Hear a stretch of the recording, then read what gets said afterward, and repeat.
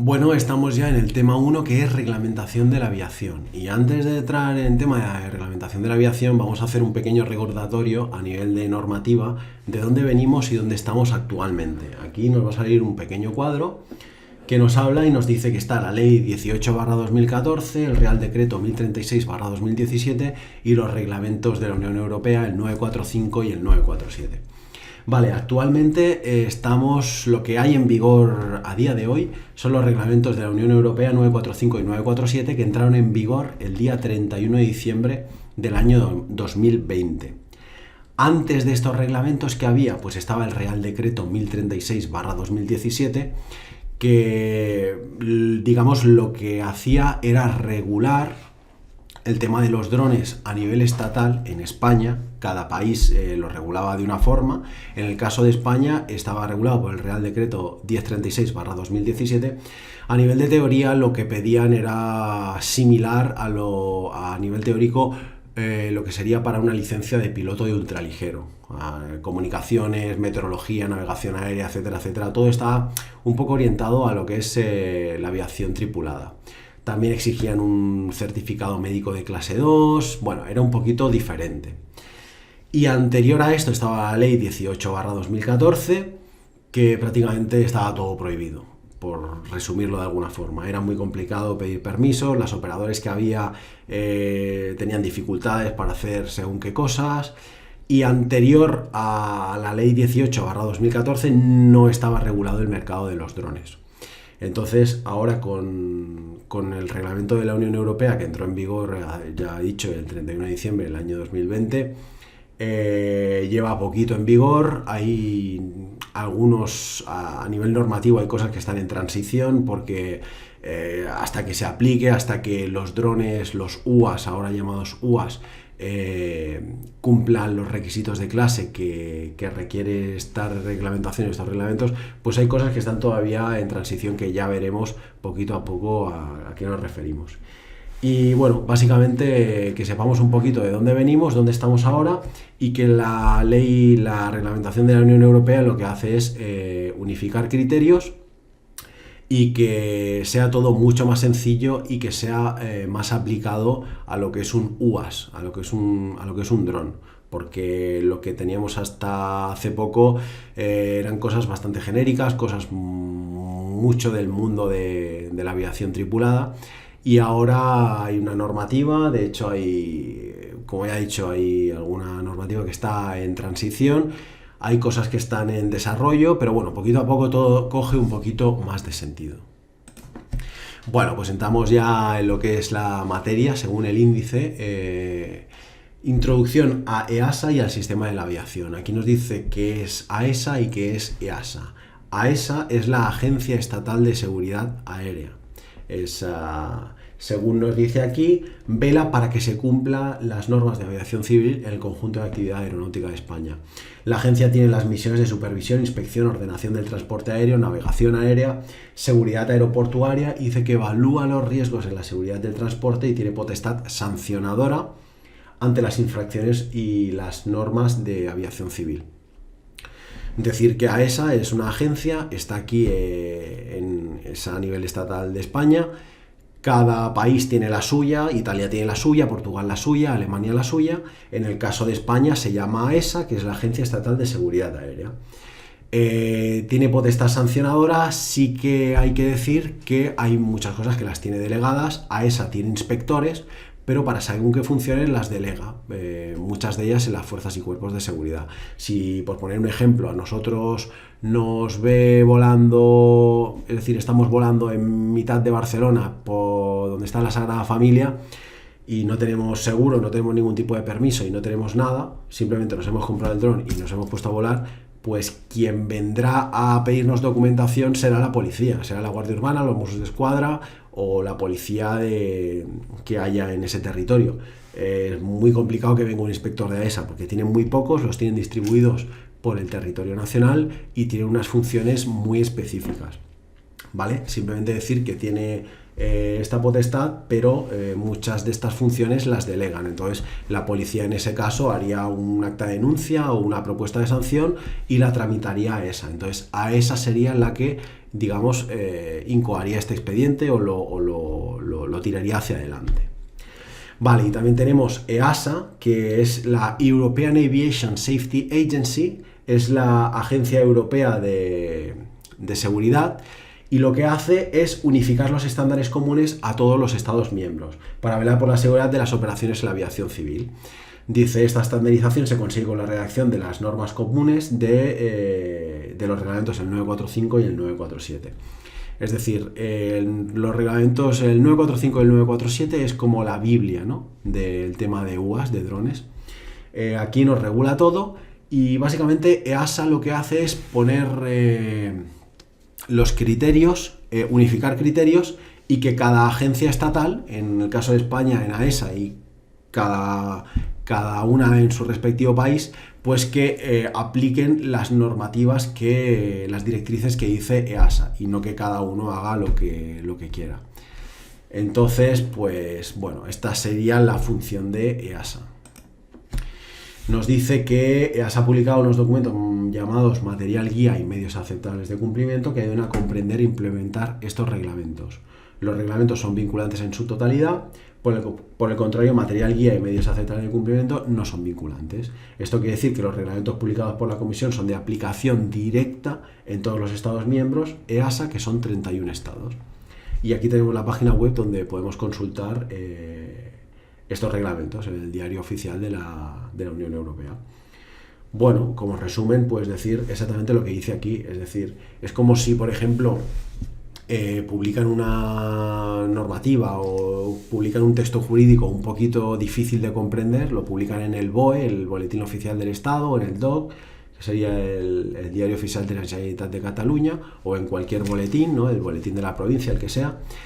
Y, digamos, para aplicar eso que han redactado, hacen un material guía y unos medios aceptables de cumplimiento que lo que hace es facilitar, digamos, que te lo da todo más masticadito y te dice qué procedimiento tienes que seguir. Pues ahora tienes que hacer esto, ahora tienes que hacer esto. Es decir, ayuda a implementar esa reglamentación. Ya dice aquí que no es obligado, simplemente es como una pauta, una guía, unos consejos que te dan.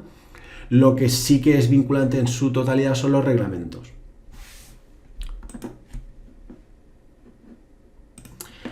Y bueno, pues vamos a entrar ahora en materia del reglamento de ejecución, el 947/2019 y el 945/2019. El reglamento delegado de la Unión Europea, el 945/2019, establece requisitos para el diseño y fabricación de los UAS, destinados a ser utilizados con arreglo a las condiciones definidas en el reglamento de ejecución 947. Es decir, que el reglamento 945 establece requisitos para el diseño y fabricación de los drones, de los UAS. Y bueno, nos dice exactamente definición de requisitos para UAS de clase de la C0 a la C4. C0, C1, C2, C3 y C4. También faltaría el C4 y el C5, pero aquí no estaría incluido, se incluyen más adelante. Nos dice que define los tipos de UAS cuyo diseño, producción y mantenimiento están sujetos a certificación. Establece normas relativas a la comercialización de los UAS destinados a ser utilizados en la categoría abierta y de accesorios de identificación a distancia. Y establece normas aplicables a operadores de UAS de terceros países que sean no EASA, que no cumplan con la normativa de EASA, cuando realicen operación con UAS dentro del espacio aéreo del cielo único europeo, conocido como el SES, el Single European Sky. También nos dice que el reglamento 945/2019 ha sido modificado por el 1058/2020 para introducir dos nuevas clases de sistemas, que es lo que comentaba anteriormente, que son las de categoría C5 y C6, que serán las clases utilizadas en los escenarios estándar. Ya veremos más adelante qué son los escenarios estándar. Y nos deja aquí la página web para si queremos consultarlo. Bueno, decir que en el campus de Dreamer hay varios documentos, varios PDFs, entre los cuales está el 945 y el 947, y se puede consultar. Son documentos que sirven como consulta, es como si fuera un diccionario. Evidentemente no nos tenemos que saber de memoria lo que pone ahí, pero sí que es importante saber ¿A dónde tenemos que acudir? En este caso, a estos dos reglamentos, si queremos consultar algo de los drones, algún tema específico, alguna característica, algo del escenario estándar. Es decir, en estos dos reglamentos, que sepamos que les podemos echar un ojo y tenemos que saber que es aquí donde tenemos que consultar en caso de que tengamos alguna duda. Pues bueno, nos dice que establece disposiciones detalladas sobre la utilización de los sistemas de aeronave no tripuladas, así como para el personal, incluidos los pilotos a distancia, organizaciones que participan en las operaciones, etc. Este reglamento ha sido modificado por el reglamento el 639/2020, que también lo tenéis en el campus para descargarlo si queréis, para, entre otros cambios, introducir los requisitos de operaciones en categoría específica, que son los escenarios estándar. Además, también ha sufrido modificaciones por el tema del coronavirus, el COVID, el tema de la pandemia. Pues hicieron, básicamente, el 746/2020 lo que dice es que las fechas de aplicación de la reglamentación esta nueva europea lo que hace es posponerse por el tema de la pandemia. Y aquí tenéis la página web para hacer la consulta si queréis. Pues bueno, entramos ya un poquito más en materia. El reglamento de ejecución, el 947, define 3 categorías de operación: abierta, específica y certificada. Esto seguramente, si ya habéis hecho el A1 y el A3, las licencias A1 y A3 que se hace online, las proporciona ESA, pues esto ya sabréis de qué va. Pero bueno, hacemos un pequeño repaso. Entonces, el reglamento de ejecución, el 947, establece las 3 categorías principales, que es abierta, específica y certificada. Esto por orden sería de menos riesgo a más riesgo, es decir, la abierta sería menos riesgo, la certificada un alto riesgo, la específica pues un riesgo intermedio, o como dice aquí, un mayor riesgo. También a nivel de requisitos es de menos restrictivo a más restrictivo, lógicamente. Bueno, nosotros en realidad de la certificada podríamos prácticamente olvidarnos, porque es una categoría que está en desarrollo. Está pensada, muy pensada para el futuro, está pensada para aparatos, serían drones, pero como aquí dice, muy similar a la aviación tripulada tradicional. A nivel de requisitos para el personal que lo opere, probablemente pues requieren una licencia de ATPL, piloto de transporte de línea aérea o algo parecido. Seguramente también un certificado médico. Esto está en desarrollo. Está pensado para drones de más de 3 metros de envergadura, para llevar personas en el interior, seres humanos. Es decir, está en desarrollo, muy pensada para el futuro, y de momento lo vamos a descartar. Entonces nos vamos a centrar en la categoría abierta y en la categoría específica. En la abierta no tanto, porque es donde se habla en el A1 y el A3, sobre todo en la categoría específica, que son los escenarios estándar, que es de lo que vamos a hablar nosotros.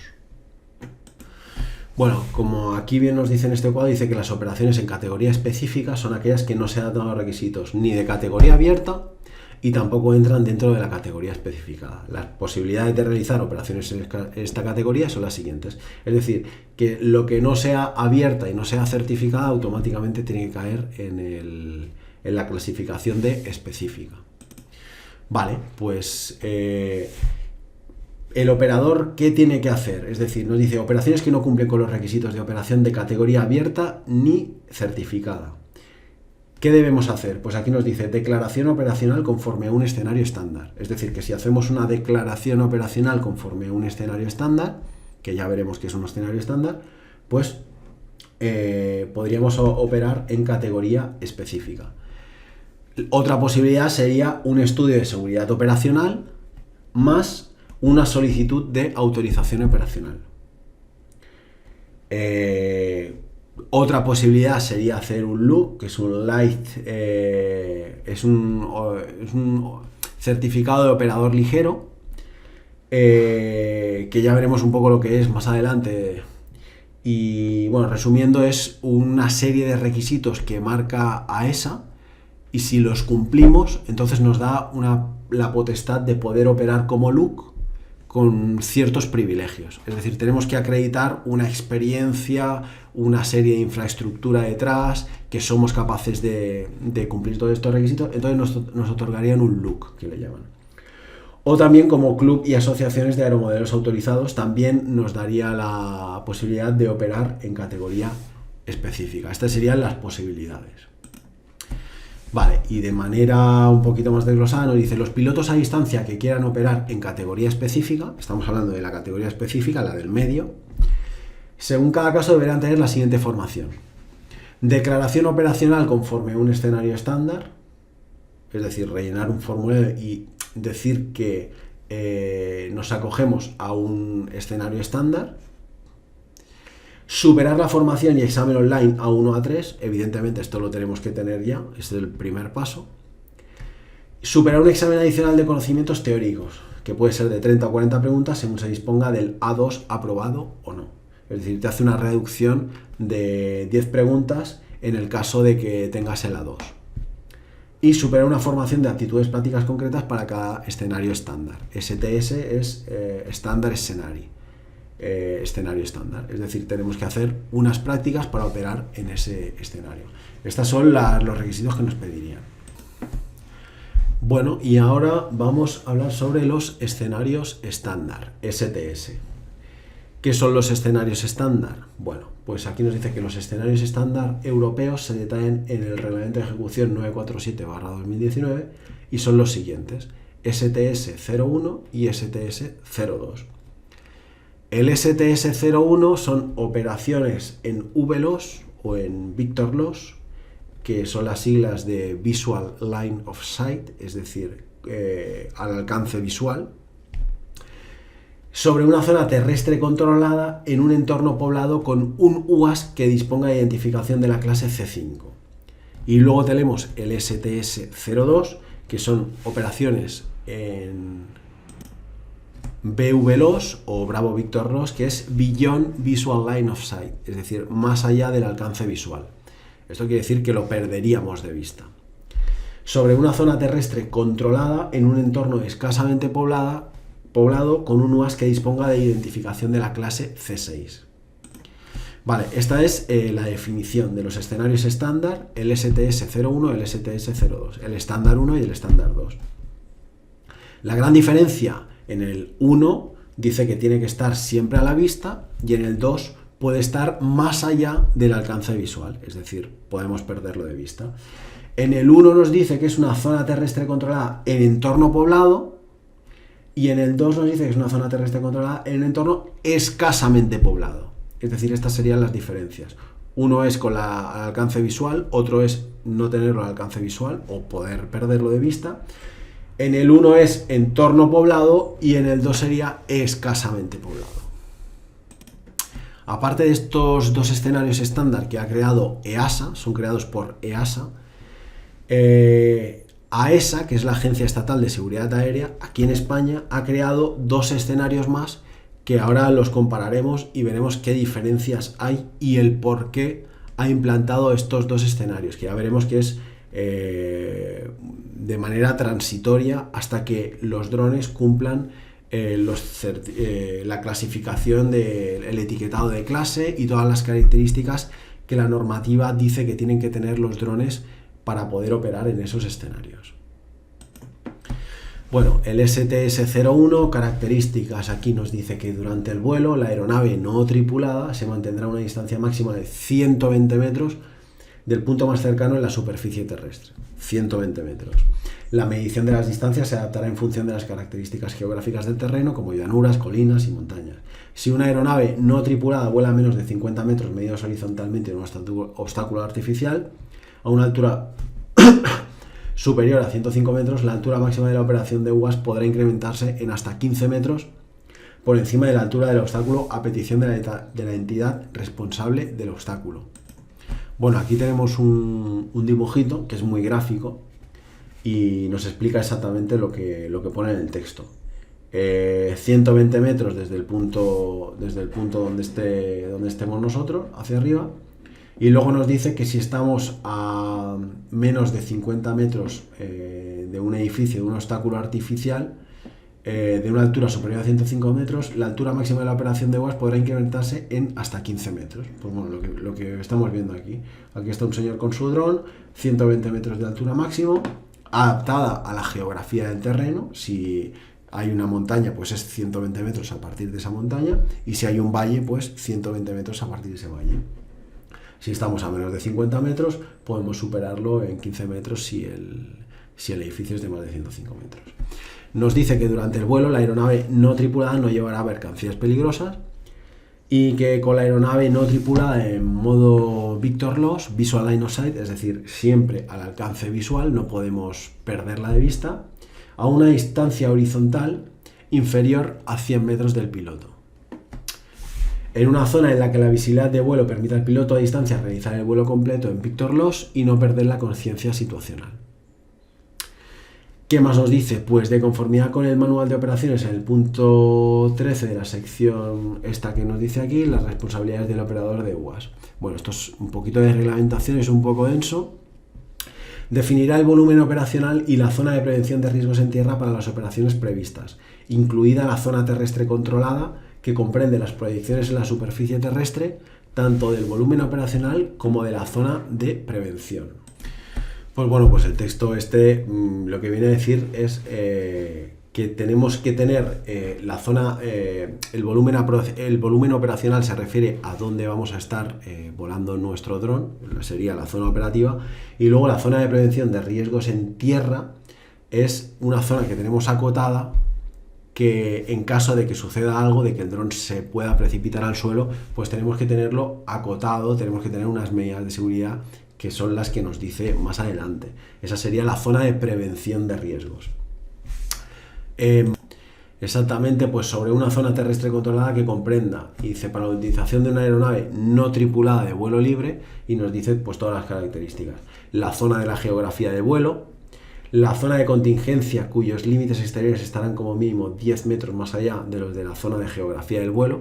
Tenemos que saber que la geografía del vuelo es donde está volando, donde estamos operando nuestro dron, y la zona de contingencia es la zona de prevención de riesgos, es decir, que en caso de que suceda algo, que tenemos un perímetro como mínimo 10 metros de margen más allá de donde estamos volando para poder operar con seguridad.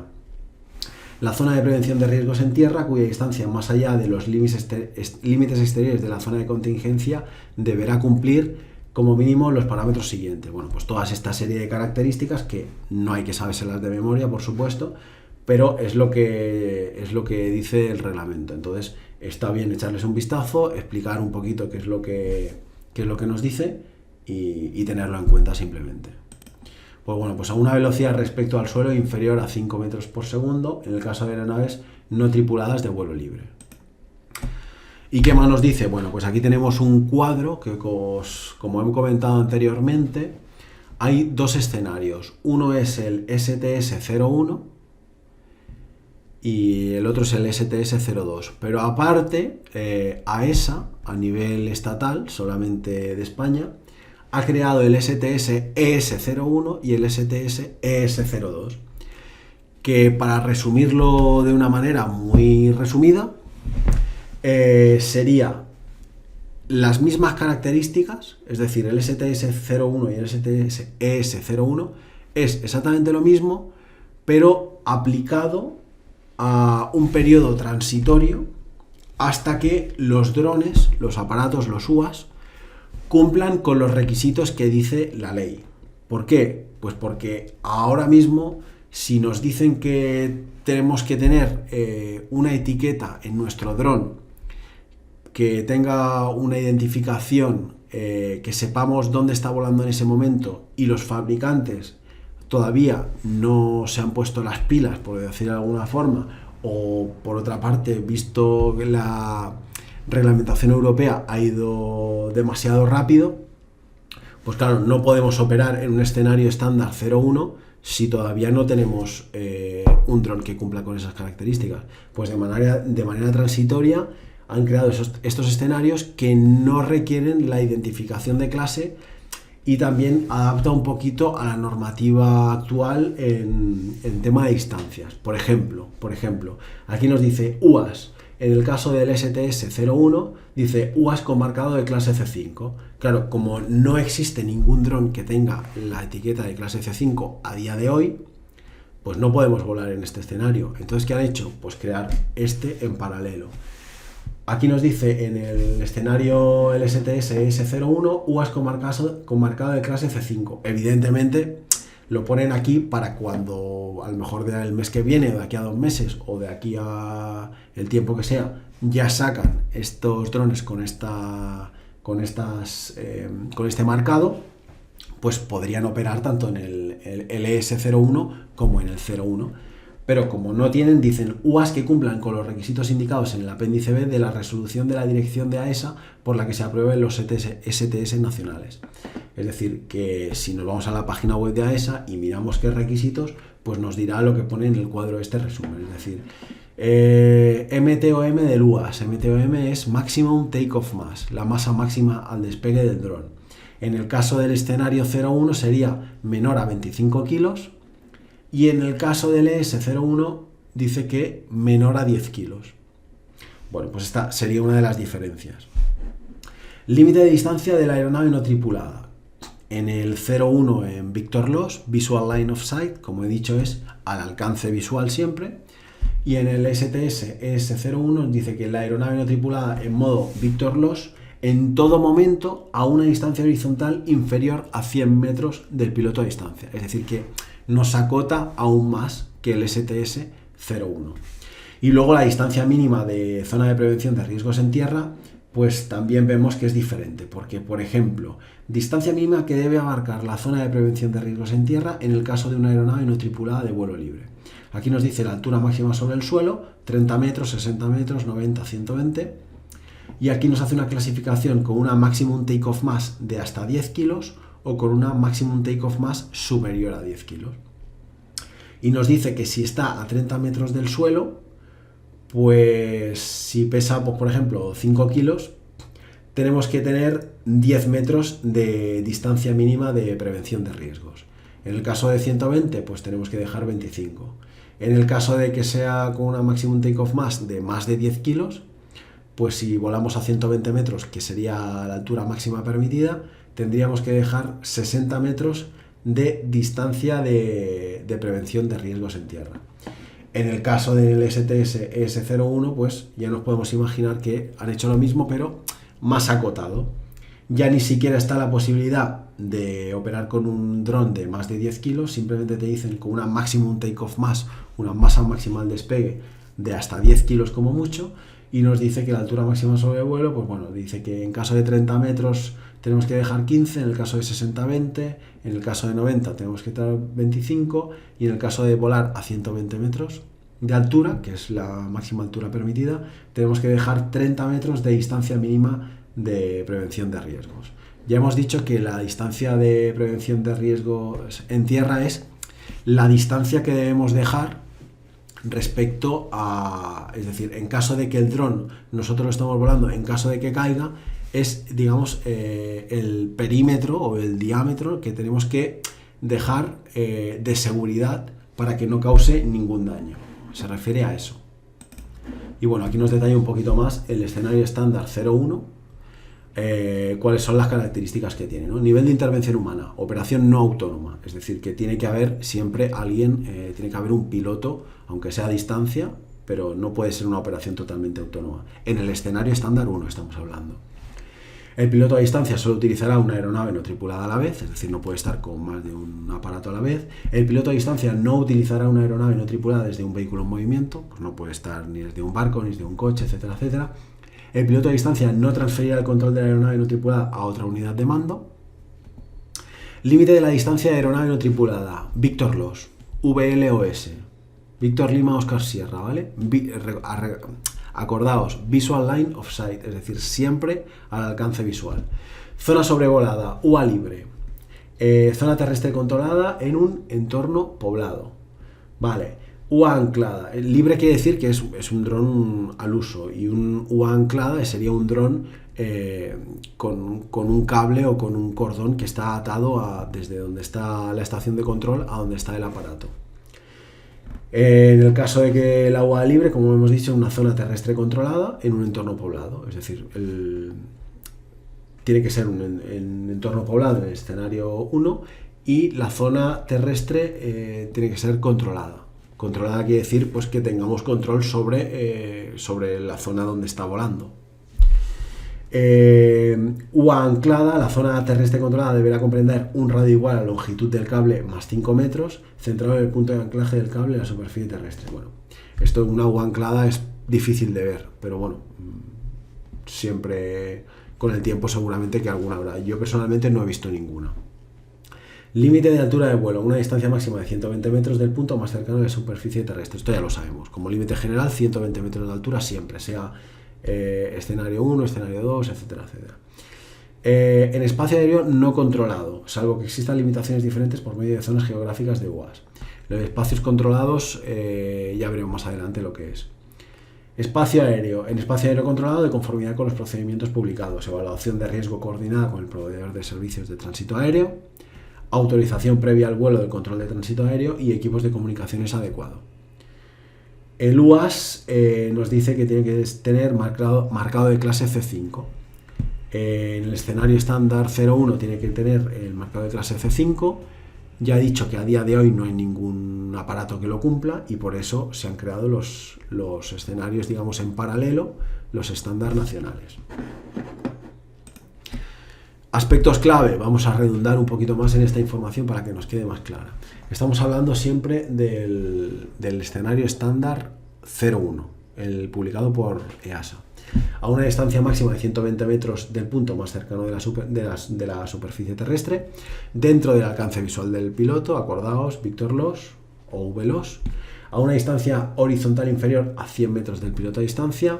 La aeronave no tripulada no llevará mercancías peligrosas y a una velocidad respecto al suelo inferior a 5 metros por segundo. Operaciones en entorno urbano sobre una zona terrestre controlada. Se define la zona terrestre controlada como aquella zona terrestre en la que se utiliza un UAS y en la que el operador UAS puede garantizar que solo estén presentes las personas participantes. Es lo que he comentado yo antes, es decir, una zona terrestre controlada quiere decir que sea como un perímetro, una zona de seguridad, que esté balizada, que esté acotada, que esté cerrada, o si no está cerrada o no está balizada, aquí lo que nos dice es que el operador de UAS pueda garantizar que solo estén presentes las personas participantes. Evidentemente, si ponemos un vallado, pues lo vamos a garantizar, nos garantizamos que nadie puede acceder. O otro tipo de vigilancia, no sé, podemos poner personal alrededor, Aquí nos dice que es que garanticemos que estén solamente presentes las personas participantes. Cada uno que se busque la vida como. En un espacio aéreo no controlado, que es espacio aéreo Foxtrot o Golf, de conformidad con los procedimientos publicados respecto a la zona de operación, de forma que esté garantizada la baja probabilidad de encontrar aeronaves tripuladas. Por un piloto a distancia con los conocimientos teóricos y prácticos definidos para este escenario estándar, utilizando una única aeronave no tripulada a la vez y nunca desde un vehículo en movimiento. Esto ya lo hemos visto. Con una aeronave no tripulada que cumpla los requisitos técnicos específicos y de conformidad con el manual de operaciones del operador de UAS. Y ahora vamos con el escenario estándar 2, que son operaciones en Bravo Víctor Loss, Beyond Visual Line of Sight, acordaos, más allá del alcance visual, es decir, que no tenemos contacto visual con el UA, con el dron. Operaciones en Bravo Víctor Loss en una zona terrestre controlada en un entorno escasamente poblado, con UAS que dispongan de identificación de las clases C6. Como hemos comentado, en el escenario estándar 1 es C5, en el estándar 2 es C6. Todavía esto no aplica porque no está en vigor y por eso se han aplicado los escenarios LS01 y LS02. Ahora concretamente estamos hablando del escenario estándar 2, publicado por EASA. Vale, con observadores del espacio aéreo sobre una zona terrestre controlada en un entorno poco poblado. Durante el vuelo, la aeronave no tripulada se mantendrá a una distancia máxima de 100 metros del punto más cercano en la superficie terrestre. La medición de las distancias se adaptará en función de las características geográficas del terreno, como llanuras, colinas y las montañas. Si la aeronave no tripulada vuela a menos de 50 metros medidos horizontalmente de un obstáculo artificial o de altura superior a 85 metros, la altura máxima de la operación de UAS podrá incrementarse en hasta 15 metros por encima de la altura del obstáculo a petición de la entidad responsable del obstáculo. Vale. Diferencias. Aquí nos dice con observadores del espacio aéreo. ¿Qué quiere decir observadores del espacio aéreo? Pues una persona que esté 1 kilómetro de distancia, a 1 kilómetro de distancia, y que tenga contacto visual con el aparato, con el UAS, con el dron. Es decir, si yo estoy operando en un escenario estándar 2, en Bravo Víctor Ros, es decir, lo pierdo del alcance visual, yo estoy en un punto, ¿vale? Entonces, puedo llevar mi dron hasta 1 kilómetro, lo puedo llevar sin tenerlo, bueno, a 1 kilómetro lo perderé de vista, evidentemente, a partir de 300 metros así ya no lo veremos, pero yo puedo llevarlo hasta 1 kilómetro sin necesidad de tener observador. Si lo voy a llevar a más de 1 kilómetro, voy a necesitar un observador que esté mirando, que tenga contacto visual con el dron y que tenga comunicación con nosotros, sea por vía emisora de radio, sea por teléfono móvil o la medida que sea. Vale, diferencia. En el escenario estándar 1 decíamos que era 120 metros de altura máximo. En general, la altura máxima a la que podemos volar un dron de manera genérica son 120 metros. Siempre son 120 metros. En el caso del escenario estándar 02, el 2, dice que a una distancia máxima de 100 metros, con respecto a la superficie terrestre, es decir, lo que hemos dicho antes. Si hay una montaña, pues desde la montaña hasta 120 metros. En este caso son 100. Si estamos en un valle, desde el valle hasta 100 metros. Recordad que en el STS-02 no son 120 metros, sino que son 100 metros. Y podemos hacer, es decir, exactamente nos dice lo mismo. Si volamos a menos de 50 metros medidos horizontalmente de un obstáculo artificial, en vez de una altura superior de 105 metros, como decía antes, este es de 85 metros.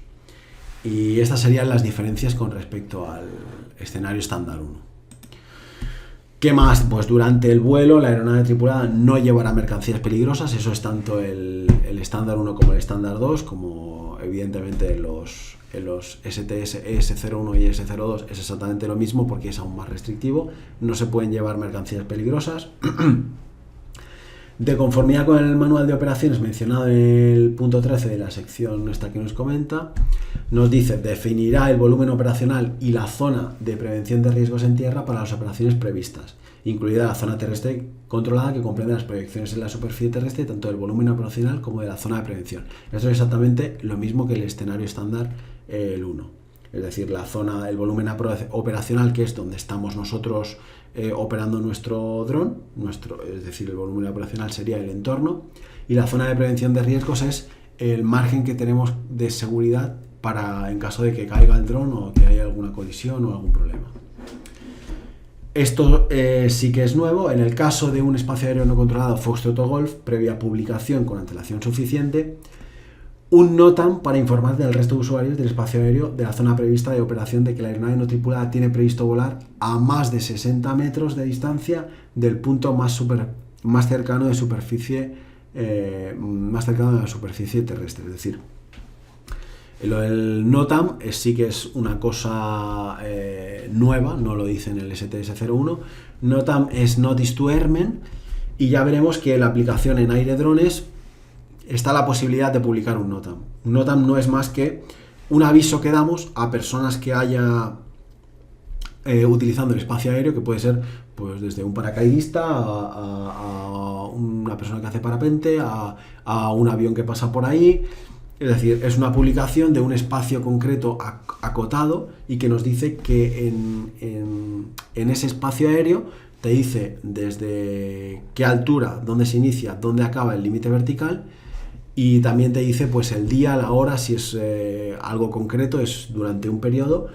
Es importante decir que esto es Notice to Airmen, es decir, es una noticia a todos los aviadores, a todas las personas que están en el espacio aéreo compartiéndolo. No es una reserva de espacio, es decir, es simplemente un aviso de decir, estamos ejerciendo una actividad y en la actividad pues normalmente te dice pues hay personal haciendo paracaidismo, o están haciendo operaciones con UAS, con drones, lo que sea. Pero importante, recalco, no es una reserva de espacio, es un aviso de que ahí está sucediendo esa actividad, pero no es una reserva de espacio. Es decir, si nosotros publicamos un NOTAM y estamos ejerciendo una actividad con el dron, por ejemplo,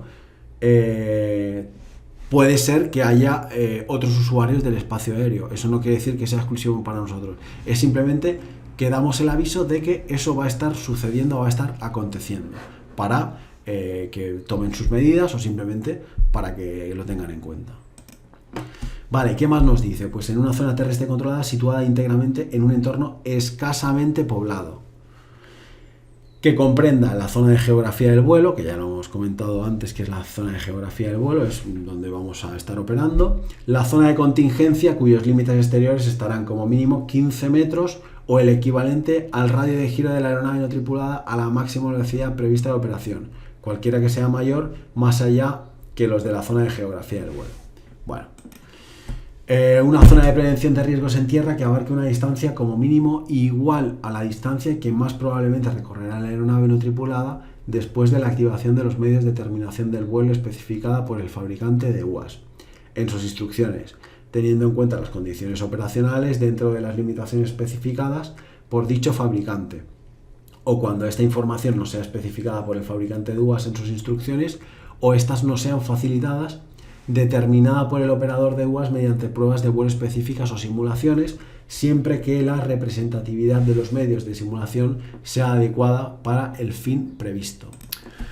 Bueno, esta parrafada básicamente lo que viene a decir es tener una zona de prevención de riesgos en tierra, que abarque, pues bueno, lo que dice aquí, la distancia que más probablemente recorrerá. Esto está más pensado, supongo, para drones de ala fija, es decir, tú cuando un dron normal de ala rotativa, tú le dices exactamente dónde quieres aterrizar. En el caso de un dron de ala fija, como es, digamos, un dron de ala fija es como un avión en pequeñito, claro, puede terminar, necesita como si fuera una pista de aterrizaje. Desde que tú le dices que aterrice hasta que aterrice, igual es un poco más complicado. Por eso te dice que te dice toda esta parrafada de igual a la distancia que más probablemente recorrerá la aeronave, etcétera, etcétera, etcétera. Es decir, tener una zona de prevención de riesgos adecuada a cada tipo de dron y a cada tipo de escenario. Pues nos tenemos que adaptar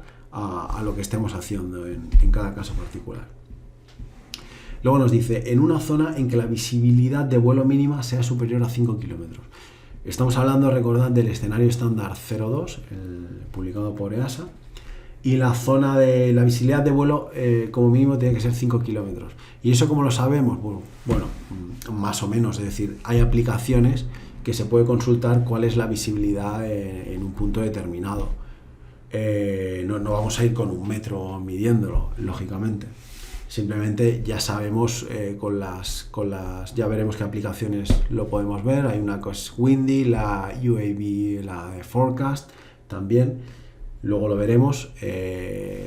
Y más que nada nosotros cuando salgamos a la calle ya veremos, igual no sabemos si son 5 kilómetros o 4 o 7, pero ya sabemos si enseguida vamos a perder el dron de vista o no. Bueno, nos dice, si en ellas no interviene ningún observador del espacio aéreo, con la aeronave no tripulada volando a una distancia máxima de 1 kilómetro del piloto a distancia y siguiendo una trayectoria programada previamente cuando el piloto a distancia no la tenga en modo Victor Loss. Esto lo he comentado anteriormente, es decir, si nos acogemos a un escenario estándar 2, que es más allá del alcance visual, y no tenemos a ningún observador, como mucho podemos llevarla a 1 kilómetro de donde estamos nosotros. Pensad que a partir de 300 metros la vamos a perder de vista prácticamente, o incluso menos. En 1 kilómetro no la vamos a ver, ni en 600 metros, ni en 700, ni en 800. Si vamos a ir más allá de 1 kilómetro, ya necesitamos una persona que esté observando, es decir, le diríamos a una persona que se pusiera a 1 kilómetro de nosotros y que estuviera en contacto por radio o por teléfono con nosotros y nos diga si la trayectoria del vuelo es buena, si lo tiene a la vista, etcétera, etcétera. Con la aeronave no tripulada visible para el piloto a distancia durante su lanzamiento y recuperación, salvo que la recuperación se deba a una terminación de emergencia de vuelo. Y también nos dice a una velocidad respecto al suelo inferior a 33 metros por segundo, que lo he puesto aquí más o menos para que se hagáis una idea, son unos 120 km hora, 119. En el caso de aeronaves no tripuladas de vuelo libre, es decir, pensad que a lo mejor un Phantom 4 me parece que la velocidad igual son 70 km, 70, 72 en modo sport, en modo deportivo, son unos 70 km por hora, pues estaríamos dentro de rango, y 120 kilómetros son muchos kilómetros por hora, pero bueno, que lo tengamos claro, inferior a 120 kilómetros por hora. Si en ellas no interviene uno o varios observadores del espacio aéreo cumpliendo todas las condiciones siguientes. Nos dice los observadores del espacio aéreo colocados de forma que cubran adecuadamente el volumen operacional y el espacio aéreo circulante con la visibilidad de vuelo mínima indicada en la letra C. Esto en la letra C, si vais al reglamento, lo podréis consultar. La aeronave no tripulada no se utilizará a más de 2 kilómetros del piloto a distancia. Esto es el requisito del escenario estándar 2. Y la aeronave no tripulada no se utilizará a más de 1 kilómetro del observador del espacio aéreo más próximo a esta. Es decir, como puntos a tener en cuenta, es lo que he comentado.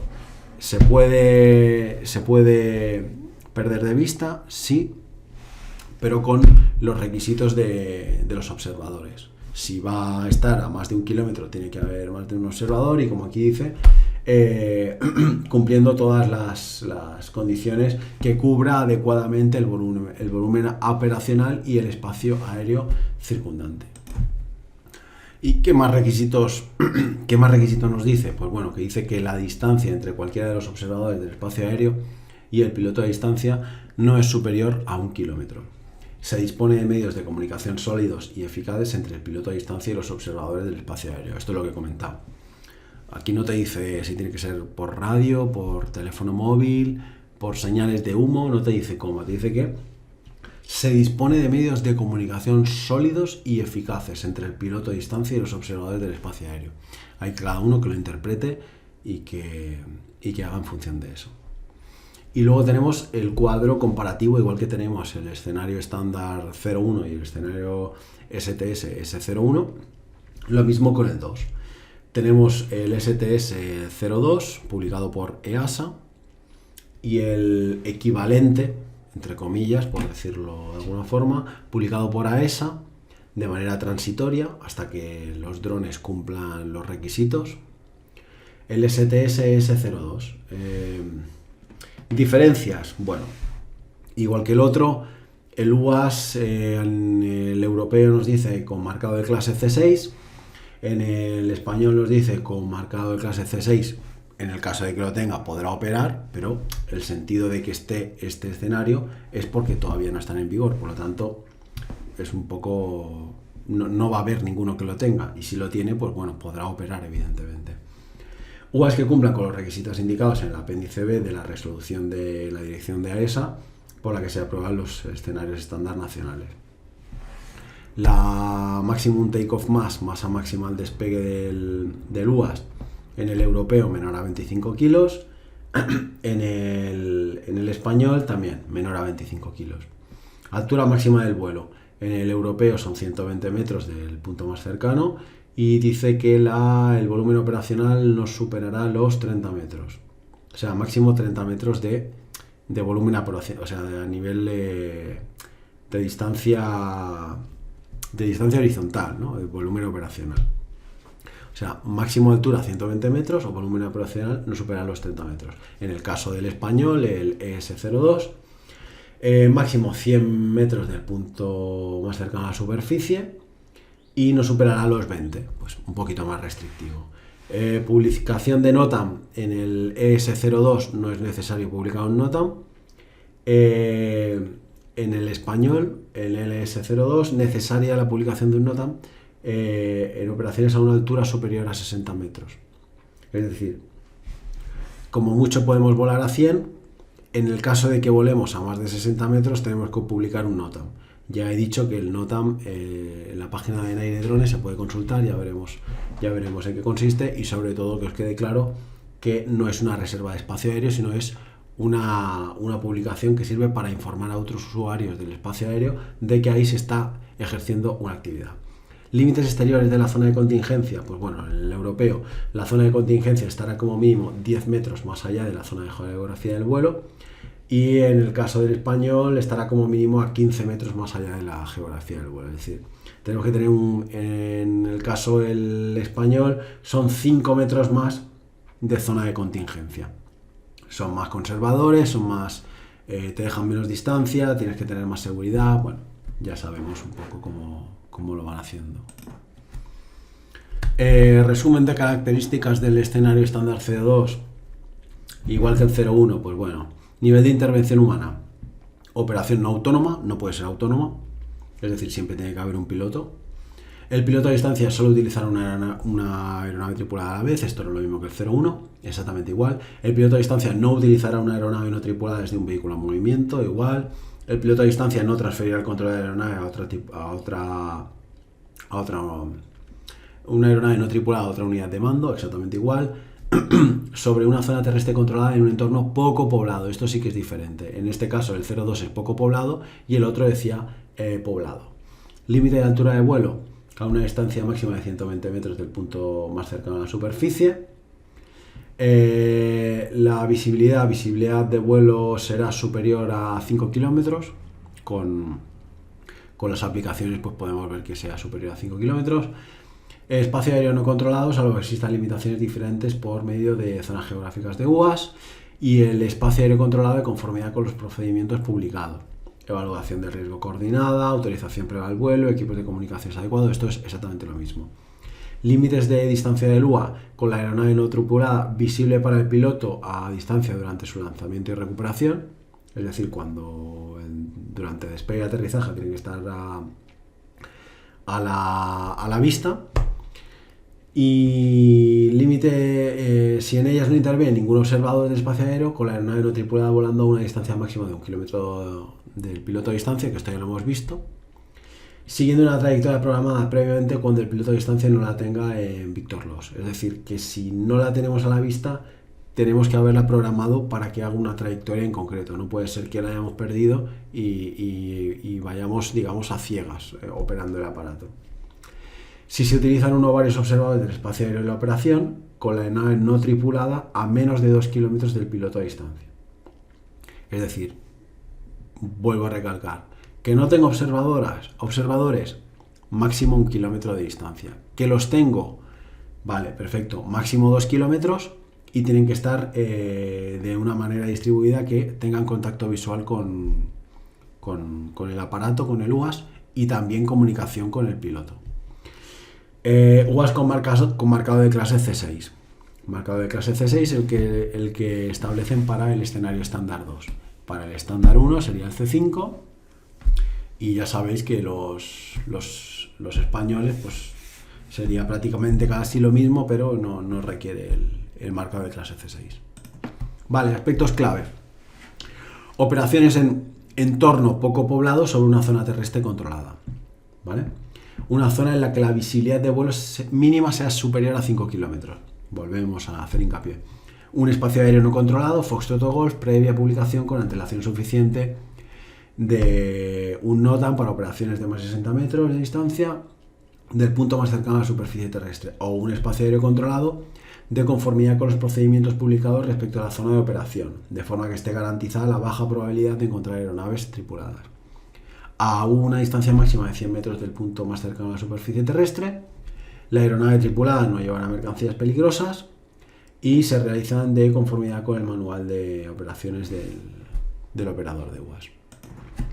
Velocidad respecto al suelo inferior a 33 metros segundo, por un piloto a distancia con los conocimientos teóricos y prácticos definidos para este escenario estándar.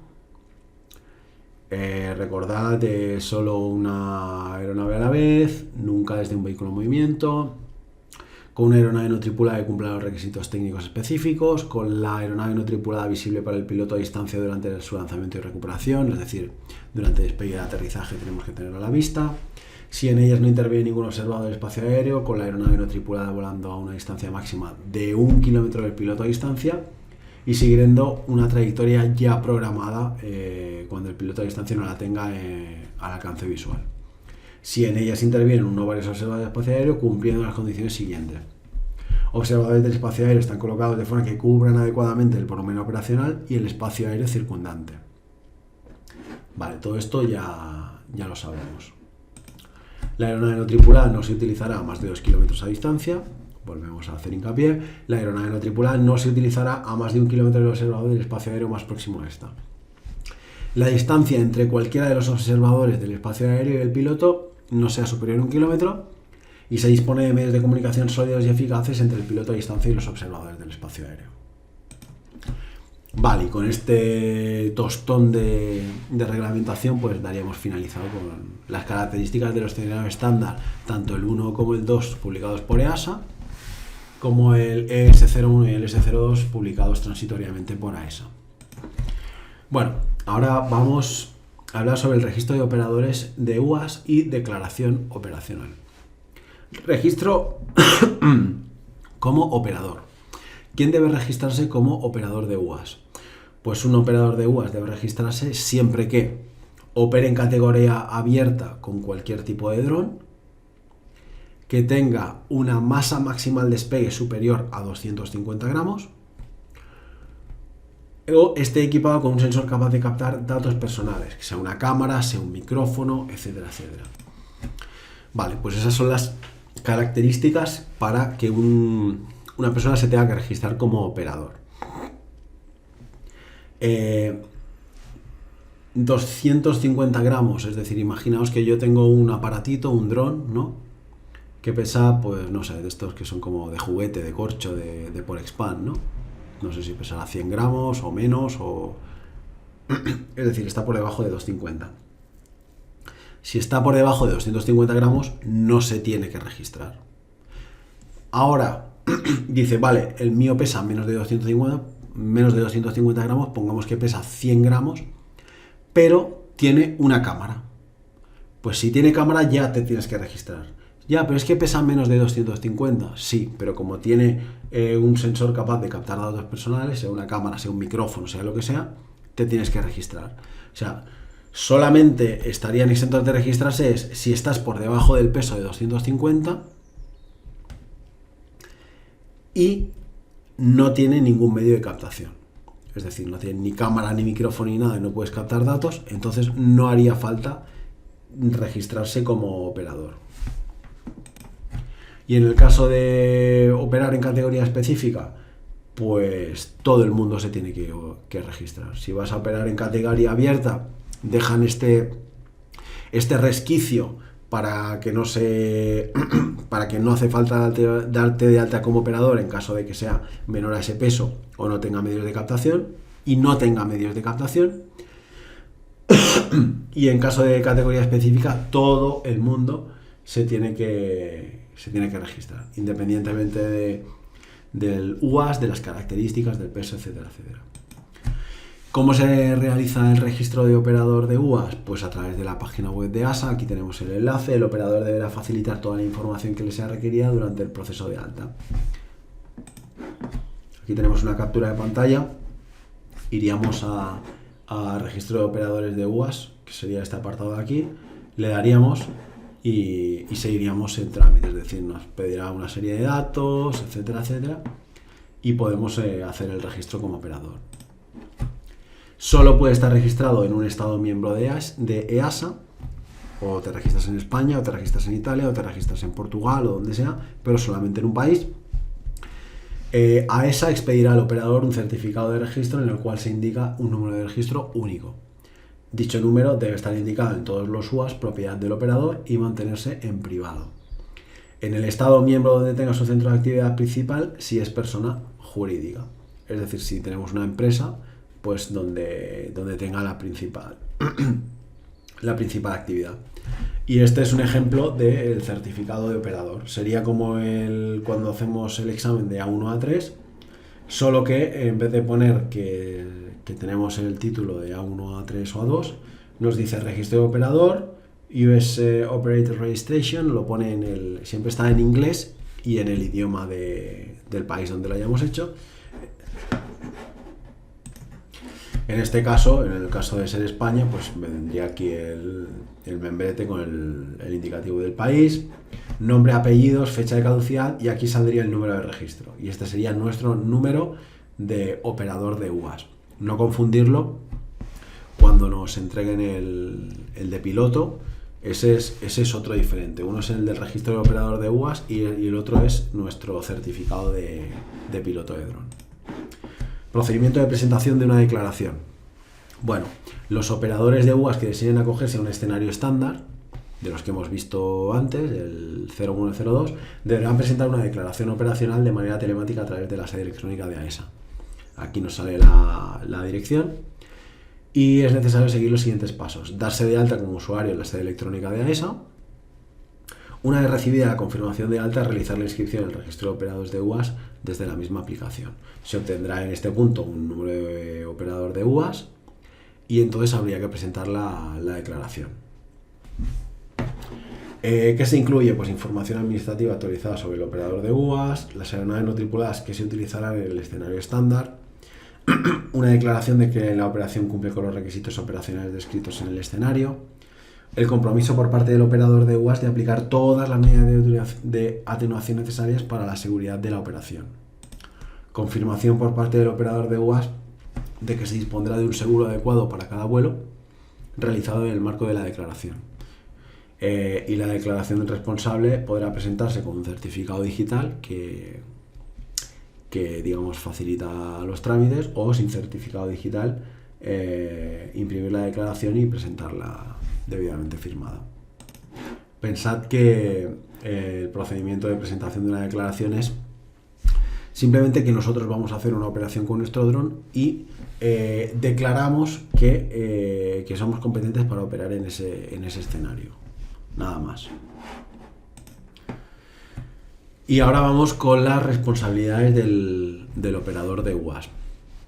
Hay que distinguir, una cosa es ser operador, que ya hemos visto el certificado el documento que es, cómo hacerlo y cómo registrarse, y otra cosa es ser el piloto del dron. Es decir, yo puedo ser piloto de dron, pero el operador puede ser una empresa.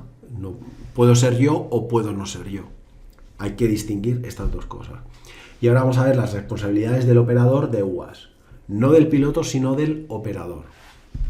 Procedimientos operacionales para garantizar la seguridad de las operaciones. Procedimientos para garantizar que en la operación prevista se cumplan los requisitos de protección aplicables a la zona de operación. Medidas de protección contra interferencias ilegales y el acceso no autorizado. Vale. Medidas de protección contra interferencias ilegales se refiere a que no venga una persona y se haga con el poder del mando y, digamos, como secuestre el dron. Y el acceso no autorizado, pues, a nuestra plataforma o nuestro entorno de operación donde estemos haciendo nuestra operación con drones. Procedimientos para garantizar que todas las operaciones sean conformes con el reglamento 679 relativo a la protección de personas físicas, a lo que respecta al tratamiento de datos personales, libre circulación de estos. Particular, el operador tendrá que llevar una evaluación del impacto sobre la protección de los datos cuando así lo requiere la autoridad nacional, conforme al artículo que dice del reglamento 679. A nivel de protección de datos, bueno, el operador es el responsable y no difiere mucho de lo que sería estar en el suelo. Es decir, la ley orgánica de protección de datos ya nos dice qué es lo que se puede hacer y qué es lo que no. Nosotros lo que no vamos a hacer es indagar. Es decir, si nosotros estamos con nuestro dron, podemos tomar fotos, podemos hacer vídeos. Otra cosa es el uso que vayamos a hacer con esas imágenes. Y lo que no podemos hacer es estar ir a casa del vecino y a ver si le podemos ver qué está haciendo a través de la ventana. Eso no se puede hacer. Otra cosa es que nosotros de pasada estemos por ahí y vayamos de paso, pero no podemos estar indagando en su intimidad. Bueno, pues esto es el reglamento que nos dice la Unión Europea. Nos dice también directrices para que sus pilotos a distancia planifiquen las operaciones de UAS de manera que se minimicen las molestias, en particular el ruido y otras molestias relacionadas con las emisiones para las personas y los animales. ¿Vale? Tenemos que ser muy garantistas con el tema de molestar a otras personas. El operador de UAS garantizará que el personal encargado de las tareas esenciales de las operaciones de UAS, distinto del propio piloto a distancia, cumpla con todas las condiciones siguientes: haber completado la formación en el puesto de trabajo preparada, haber sido informado sobre el manual de operaciones del dron, del UAS, esto es básico, es decir, saber cuál es estudiarnos el manual de operaciones, y haber obtenido información actualizada pertinente para la operación prevista acerca de las zonas geográficas del UAS del lugar previsto de la operación. También nos dice que se designará un piloto a distancia para cada vuelo, garantizará que en todas las operaciones se utilice eficazmente el espectro radioeléctrico y se promueva su uso eficaz con el fin de evitar interferencias perjudiciales. Tendrán las competencias adecuadas para llevar a cabo sus tareas en consonancia con la formación aplicable, determinada por las condiciones y las limitaciones establecidas en cada escenario. Bueno, esto es un poco genérico, te dice que, bueno, que en función de las limitaciones establecidas por cada escenario, pues que cumplas los requisitos que te dicen.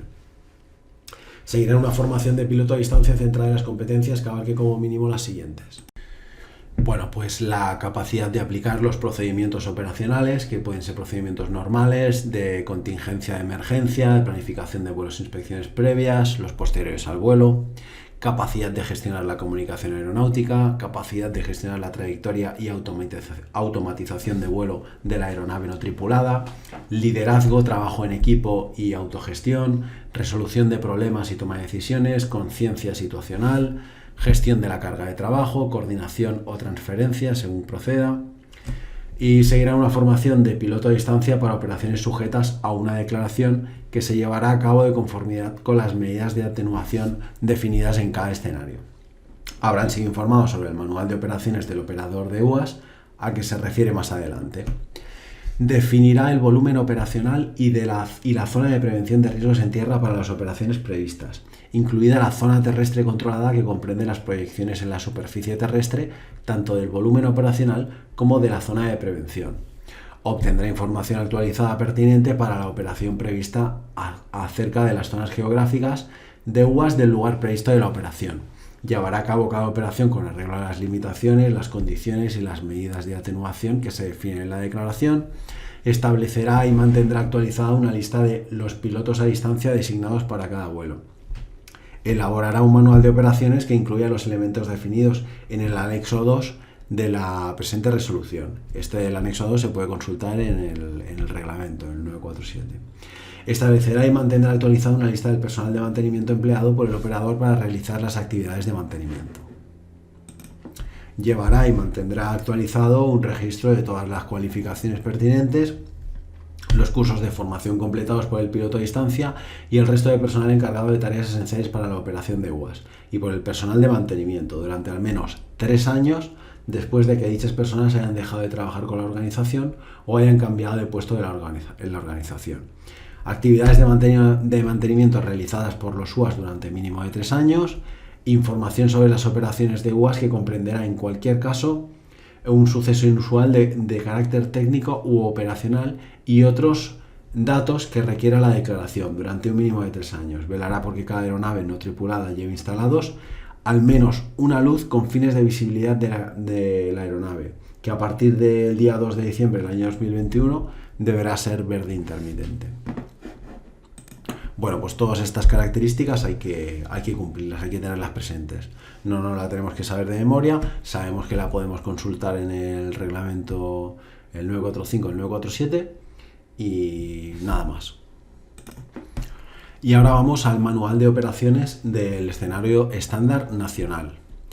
El manual de operaciones de los escenarios estándar nacionales, los conocidos como STS ES01 y STS ES02, definidos en el anexo 1 de la presente resolución, comprenderá como mínimo los siguientes elementos. Una declaración de que el manual de operaciones cumple con los requisitos aplicables y la declaración, y contiene las instrucciones que debe seguir el personal que interviene en las operaciones de vuelo. Una firma de aprobación del administrador responsable o del operador de UAS en el caso de una persona física. Una descripción general de la organización del operador de UAS. Los procedimientos operacionales en que se basarán en las instrucciones facilitadas por el fabricante de UAS, o un documento similar desarrollado por el operador de UAS, en su caso de acuerdo con la documentación facilitada por el fabricante, y que incluirá la toma en consideración de los aspectos siguientes para reducir al mínimo los errores humanos: una clara distribución y asignación de las tareas, una lista de control interna para comprobar que el personal realiza adecuadamente las tareas asignadas, la toma en consideración del deterioro de los sistemas externos de apoyo de la operación de UAS, procedimientos normales y procedimientos de contingencia que veremos más adelante, procedimientos de emergencia para hacer frente a situaciones de emergencia, que incluirán como mínimo los procedimientos destinados a evitar o al menos a minimizar los daños a terceros o en el aire y en tierra, procedimientos para hacer frente a una situación en la que la aeronave no tripulada salga del volumen operacional, procedimientos para la recuperación de emergencia de la aeronave no tripulada, procedimientos operacionales para garantizar que la seguridad de las operaciones y la operación prevista se cumplan los requisitos de protección aplicables a la zona de operación, procedimientos para garantizar que todas las operaciones sean conformes con el reglamento 679/2019, el tema de protección de datos, de las imágenes, tratamiento de imágenes, las directrices para que los pilotos a distancia planifiquen las operaciones de UAS de manera que se minimicen las molestias, en particular ruido y otras molestias relacionadas con las emisiones, las personas, los animales, etc. Procedimientos de notificación de sucesos, procedimiento de llevanza de registros, la política que define cómo pueden los pilotos a distancia y el resto del personal que tiene responsabilidades esenciales declararse aptos para realizar dicha operación, y los procedimientos normales que debe incluir como mínimo las preparaciones y comprobaciones previas al vuelo, la evaluación del volumen operacional y las zonas de prevención, y de zona de prevención de riesgos en tierra y zona de prevención de riesgos en aire si procede. En particular, el terreno y los posibles obstáculos y obstrucciones que puedan mermar la capacidad de mantener la aeronave no tripulada dentro del alcance visual o de controlar el espacio aéreo, así como el posible sobrevuelo de personas no participantes de infraestructuras críticas. Una infraestructura crítica sería, por ejemplo, un hospital, una comisaría de policía, una central petroquímica, etcétera, etcétera. La evaluación del entorno y espacio aéreo circundantes, incluidas la proximidad de zonas geográficas de UAS y las posibles actividades de otros usuarios del espacio aéreo. Condiciones ambientales adecuadas para la realización de la operación. El número mínimo de personas encargadas de tareas esenciales para la operación de UAS que se necesitan llevar a cabo la operación y sus responsabilidades. Procedimientos de comunicación necesarios entre pilotos a distancia y el personal encargado de tareas esenciales para la operación de UAS y con cualquier otra parte externa en caso necesario. Cumplimiento de todo requisito específico de las autoridades competentes en las operaciones previstas, incluidos los relacionados con la seguridad, privacidad, protección de datos, medio ambiente, utilización del espectro radioeléctrico, las medidas de reducción del riesgo requeridas que se han adoptado para garantizar la realización segura de la operación, en particular respecto a la zona terrestre controlada. Hay que determinar la zona terrestre controlada, hay que asegurar la zona terrestre controlada para impedir que terceros entren a ella durante la operación y garantizar la coordinación con las autoridades locales en caso necesario. Procedimientos para verificar que el UAS se encuentre en condiciones adecuadas para la realización segura de la operación prevista. Procedimientos normales que deben incluir como mínimo los procedimientos de lanzamiento y de recuperación. Los procedimientos para la detección de posibles aeronaves en conflicto por parte del piloto a distancia.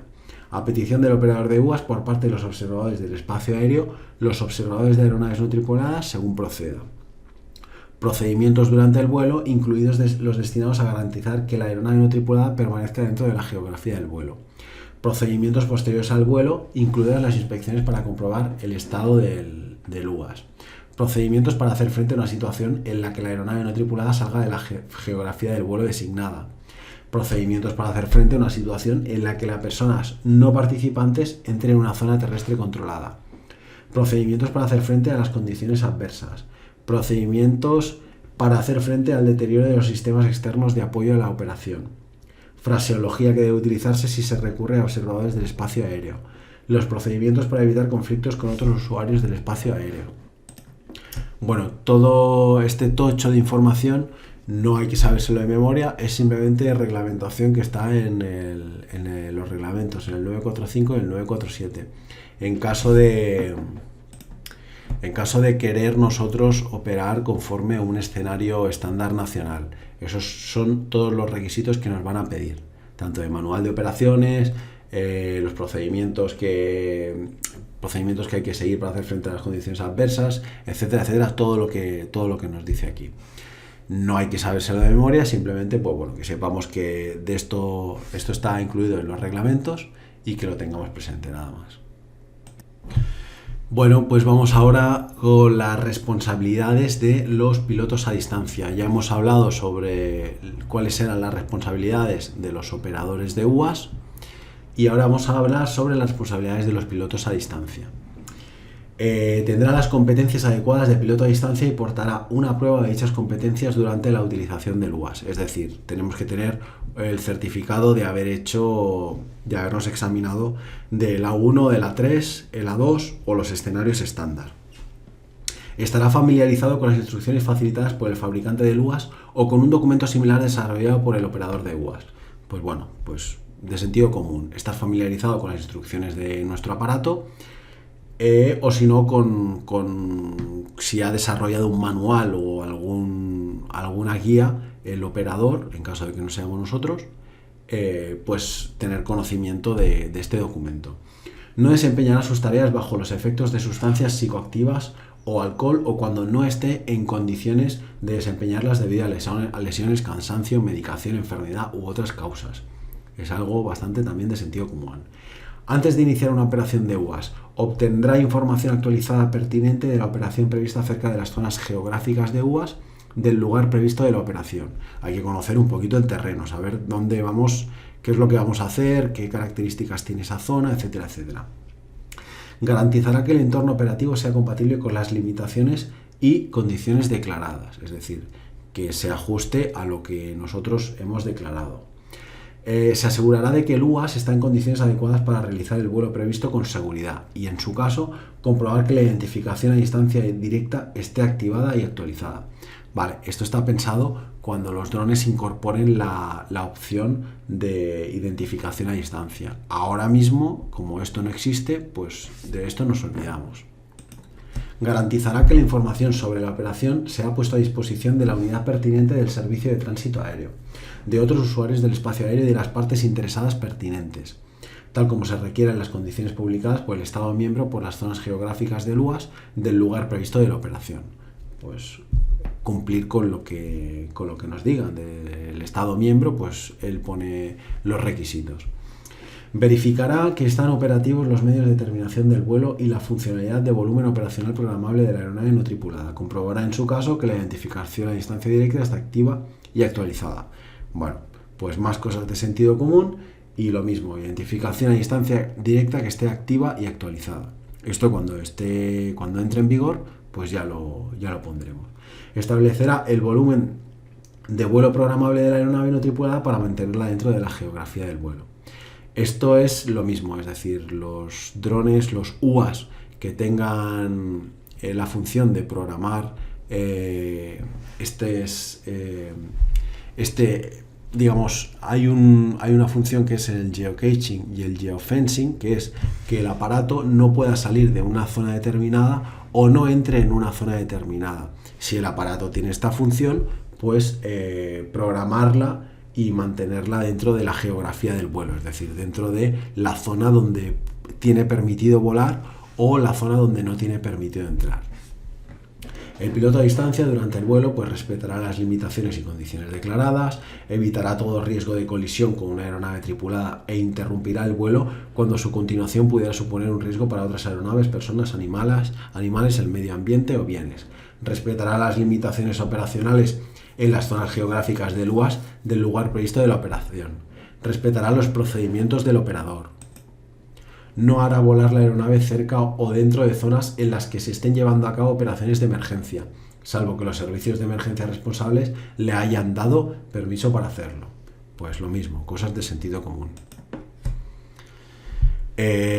Los escenarios estándar nacionales ya lo hemos comentado en los cuadros anteriores, el STS ES01, el STS ES02, digamos que son equivalentes a los europeos, con alguna característica diferente, simplemente que los españoles, los que ha publicado AESA, no tienen la etiqueta de clase, no exigen el etiquetado de clase para los UAS de C5 y C6, respectivamente en el STS ES01 y el 02, y el límite de contención y de características de altura pues lo limita un poquito más para curarse un poco más en salud.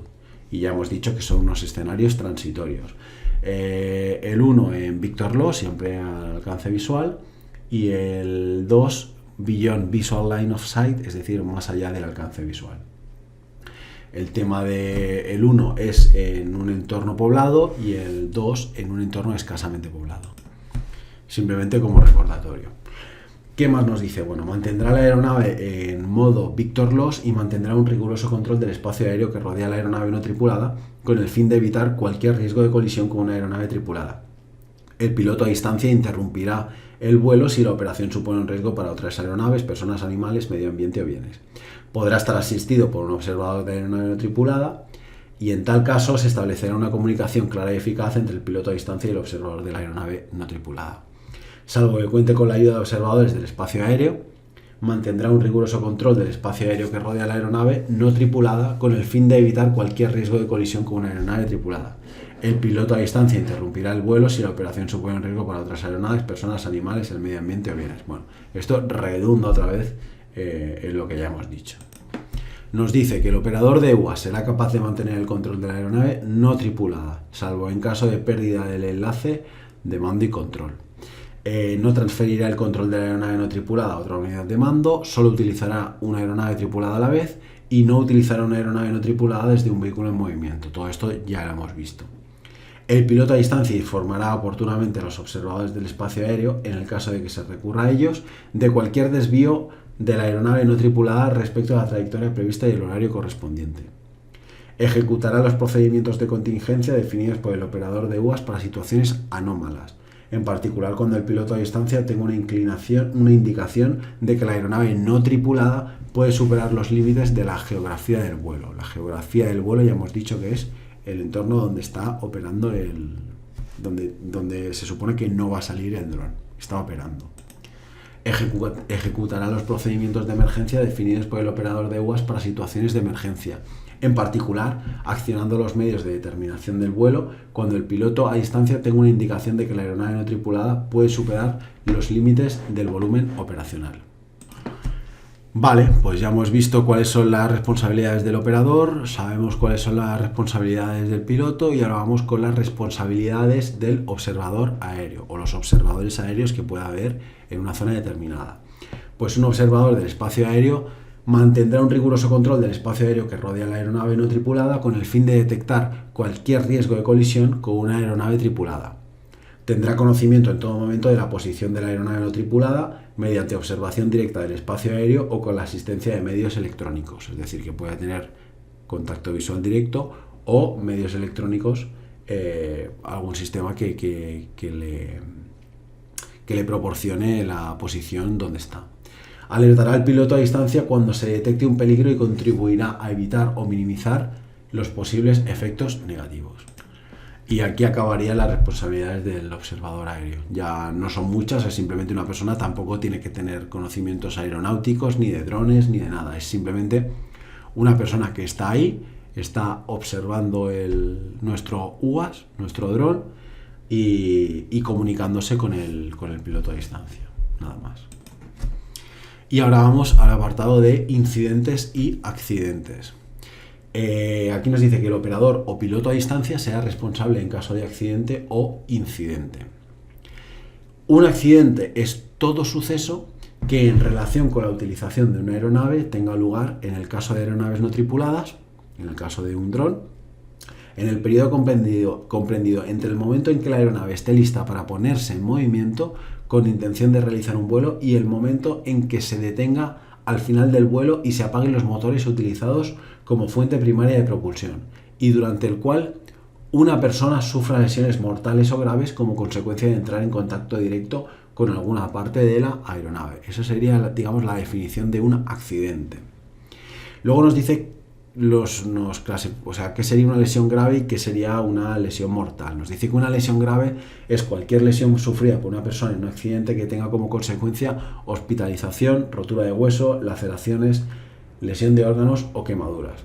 Y una lesión mortal pues es cualquier lesión sufrida por una persona en un accidente y que provoque su muerte en un plazo de 30 días contados a partir de la fecha del accidente. Estos son, digamos, las descripciones, ¿no? ¿Qué considera una lesión grave, qué considera una lesión mortal y qué está considerado un accidente?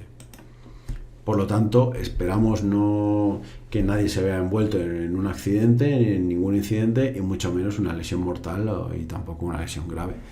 Pero bueno, hay que saber, en el examen tampoco suelen preguntar mucho esto, pero bueno, que sepamos que estas son las definiciones que quieren que sepamos. Y vamos ahora con la notificación de sucesos, incidentes y accidentes. Aquí también nos dice qué es un incidente. Nos dice que un incidente es cualquier suceso relacionado con la utilización de una aeronave, distinto de un accidente que afecte o pueda afectar a la seguridad de su utilización. ¿Y qué sería un incidente grave? Pues cualquier incidente que esté relacionado con la utilización de una aeronave y en el que concurren circunstancias indicadoras de una alta probabilidad de que se produjera un accidente. Ejemplos característicos de incidentes que podrían ser graves pues sería una cuasi colisión que requiere una maniobra evasiva para evitar una colisión, impacto contra el suelo sin perder el control, un incendio o humo producido en cualquier elemento de nuestro aparato, de nuestro UAS, etcétera, etcétera. Y se deben notificar los accidentes y los incidentes graves tan pronto como sea posible a la CIAIAC, que es la Comisión de Incidentes de la Aviación.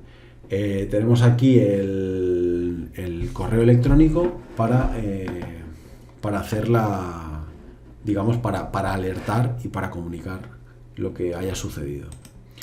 Pues bueno, en caso de que tengamos un incidente o un accidente, lo comunicaríamos a la CIAIAC, que es la Comisión de Investigación de Accidentes e Incidentes de la Aviación Civil, y la información que le interesa conocer es la que sigue. Nos dice identificación del suceso, si el incidente es grave, si es un incidente grave o es un accidente. Bueno, fabricante, modelo, marcas de nacionalidad, de matrícula, número de serie de la aeronave, nombre del propietario de la aeronave, el explotador, arrendador, etcétera, etcétera, nombre del piloto al mando de la aeronave, nacionalidad de la tripulación y los pasajeros, último punto de salida y último punto de aterrizaje previsto de la aeronave, número de tripulantes y pasajeros a bordo, muertos y gravemente heridos, otros muertos, etcétera, etcétera.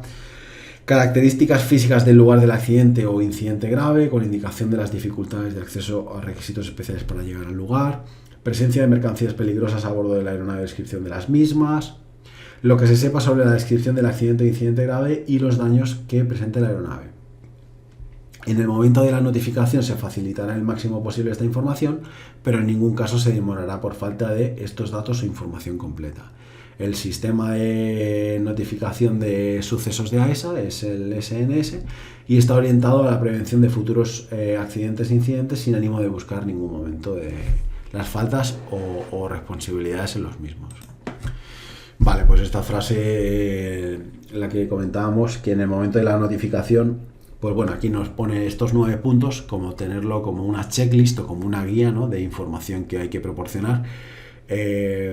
Como siempre pasa cuando hay un accidente o un incidente, pues muchas veces no lo tenemos, proporcionamos la información que tenemos. Si no sabemos quién ha sido o dónde está o no sabemos la ubicación, pues toda la información que tengamos a nuestro alcance. Evidentemente aquí también nos dice si hay alguna dificultad de acceso o requisitos especiales para llegar al lugar. Esto es de sentido común, es decir, tampoco hace falta que nos lo indiquen aquí. Si estamos sobrevolando sobre un pantano, pues tendremos que notificar que es un pantano, que a lo mejor necesitan una Zodiac, los equipos de salvamento necesitan una serie de características, ¿no? Pues esto son cosas que, dependiendo del lugar, pues habrá que notificarlas, es decir, no hace falta que nos lo pongan aquí en un texto. Y evidentemente, pues cuanta más información podamos proporcionar, pues mejor. Y con respecto al sistema de notificación de sucesos, ya hemos dicho, está orientado a la prevención de futuros accidentes e incidentes sin ánimo de buscar en ningún momento faltas, es decir, responsabilidades. ¿Vale? Dice, si la intención es denunciar ante AESA un hecho, el sistema de notificación de sucesos, el SNS, no es el cauce adecuado. Si se quiere presentar una denuncia ante AESA por el uso irregular, hay que hacerlo en esta dirección, el Registro General de AESA, que está en el Paseo de Castellana, etcétera, etcétera, o de forma telemática en su sede. El SNS, el Sistema de Notificación de Sucesos, lo que pretende es intentar mejorar la seguridad. Ya he dicho aquí que no quiere buscar un culpable, sino simplemente analizar la información para que no vuelva a suceder o en la medida de lo posible mitigarlo. Principales funciones de AESA en relación con el sistema de notificación de sucesos, pues recepción, procesamiento y análisis de los sucesos notificados, es decir, analiza lo que han notificado, integración de la información en el repositorio central europeo para que hagan sus estudios e intenten mejorar lo que haya sucedido, la difusión de esta información anonimizada a las partes interesadas con el objetivo de proporcionarles información que necesiten para mejorar la seguridad de la aviación. Esto ya no es solo de drones, sino también, es decir, cuando hay un accidente de un avión que se cae, lo que hacen es intentar buscar las causas, y ahí sí que hay una parte que intenta buscar, digamos, cuál ha sido el motivo, si hay algún culpable directo, y el SNS lo que hace es proporcionar información simplemente para mejorar la seguridad. La notificación de sucesos es una obligación de los agentes involucrados, individuos y organizaciones, en el transporte aéreo, existiendo garantías de confidencialidad y protección hacia el notificante, es decir, se puede enviar de manera anónima. Si nosotros vemos que alguien está operando bajo unas circunstancias que no son las adecuadas, pues se puede notificar en el sistema SNS de AESA. Está establecido en el artículo 15.16 del Reglamento de la Unión Europea del 376/2014, y asimismo cualquier persona que no tenga la obligación de notificar puede realizar un reporte voluntario cuando tenga la percepción de que los hechos pueden constituir un peligro real o potencial para la seguridad aérea. Pues bueno, pues esto a nivel particular como ciudadano, si una persona, lo que he dicho, cree que alguien no está operando conforme a la normativa o que puede ser un peligro, pues lo puede notificar para que miren de solventarlo o miren de comprobarlo. Bueno, pues aquí ha finalizado el tema 1, que ha sido reglamentación de la aviación, y nos vemos en el tema 2, que es limitaciones del rendimiento humano.